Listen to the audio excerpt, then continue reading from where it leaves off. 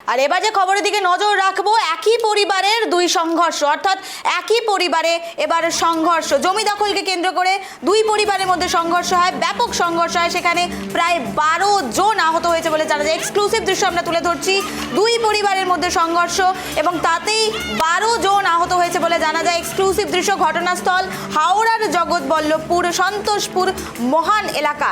অত্যন্ত গুরুত্বপূর্ণ বিষয় আমরা নজর রাখছি। জমি বিবাদ, এর আগেও কিছুদিন আগে আমরা দেখেছি জমি বিবাদকে কেন্দ্র করে ভাইয়ে ভাইয়ে লড়াই হয়েছে। ঠিক একইভাবে এবার জমি বিবাদকে কেন্দ্র করে দুপক্ষের লড়াই এবং সেখানেই প্রায় 12 জন আহত হয়েছে বলে জানা যাচ্ছে। তারা এই মুহূর্তে চিকিৎসাধীন। তবে এক্সক্লুসিভ দৃশ্য দেখাচ্ছি আমরা হাওড়ার ঘটনা, যেখানে দুই পরিবারের মধ্যে সংঘর্ষ হয় এবং এতেই একেবারে জখম হয়ে যায় প্রায় 12 জন। দেখতে পাচ্ছেন বাঁশ লাঠি নিয়ে একে অপরকে মারতে কিন্তু প্রত্যেকে ছুটছেন। অর্থাৎ জমি দখলের লড়াই এবার একেবারে রণক্ষেত্রে পরিণত হলো হাওড়ায় দুই পরিবারের মধ্যে সংঘর্ষ এবং এতেই জখম প্রায় 12 জন।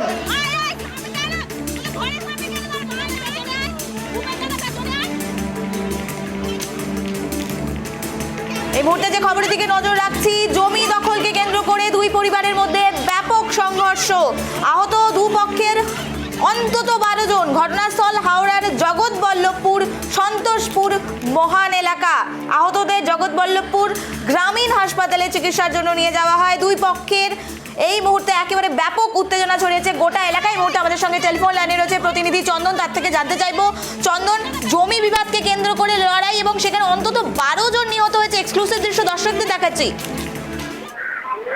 হ্যাঁ দেখো, হাওড়ার জগৎবল্লভপুর দুই পরিবারের মধ্যে মারামারি এবং দুই পরিবারের আহত হয় 12 জন। তাদের জগৎবল্লভপুর গ্রামীণ হাসপাতালে চিকিৎসার জন্য নিয়ে যাওয়া হয়। দুই পক্ষের জমি বিবাদের জন্য এক হচ্ছে ওই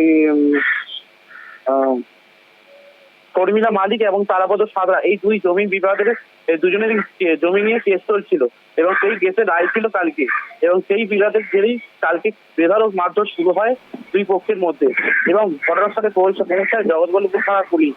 সেখানে গিয়ে দুই পক্ষের কমপক্ষে 12 জনকে হাসপাতালে নিয়ে যাওয়া হয় এবং বেশ কিছু জনকে আটক করা হয়। চন্দন, আরেকটি বিষয় জানতে চাইবো, দুই পরিবারের মধ্যে সংঘর্ষ হয়, কি কারণে জমি বিবাদ আমরা জানলাম, কিন্তু আরো যদি আমাদের ডিটেলসে বিষয়টি তুলে ধরো, কখনকার ঘটনা, কিভাবে শুরু হয়েছিল, সূত্রপাত কোথা থেকে? চন্দন, দেখো, কালকে দুপুর বেলায় বেশ ঘন্টা খানেকের মধ্যে মানে জমি মানে একজন এই যে তারাপদ শর্মিলা মালিকের জমির ওপরে তারাপদ সাদরা যাতায়াত করতেন এবং সেই যাতায়াত করাতে এবং তিনি বলেন যে এটা আমার জমি। এই নিয়ে কোর্টে রায়ের কেস কাছারি শুরু হয় এবং কোর্টে রায় চলে।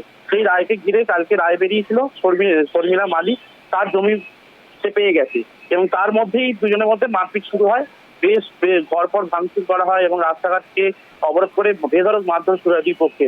কম করে 12 জন আহত হয় এই ঝামেলার মধ্যে।